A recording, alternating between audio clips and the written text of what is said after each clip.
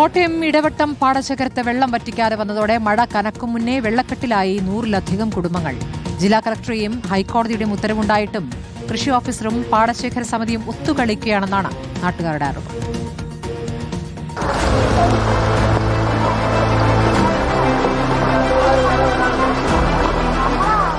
മഴയൊന്ന് ചെറുതായി പെയ്തു തുടങ്ങിയാൽ ഇതാണ് അവസ്ഥ. റോഡുണ്ടെങ്കിലും നടക്കാൻ കഴിയില്ല.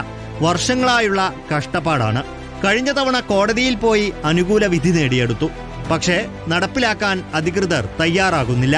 ഈ കഴിഞ്ഞ കൃഷിക്ക് 27 ക്വിന്റൽ നെല്ല് വരെ കിട്ടിയ പാടശേഖരം, ഒരു കുഴപ്പവും കൂടാതെ കൃഷി ചെയ്തുകൊണ്ടിരുന്ന പാടശേഖരം, ആ പാടശേഖരം കൃഷി ചെയ്യാതെ വെള്ളക്കെട്ട് ആക്കിയിടാനുള്ള കാരണം എന്താണെന്ന് വെച്ചാൽ ഈ അകത്ത് കിടക്കുന്ന ഞങ്ങളോടുള്ള ഈ ഭരണസമിതിയുടെ ഒരു വൈരാഗ്യ ബുദ്ധിയിലാണ് ഇപ്പോൾ പോകുന്നത്.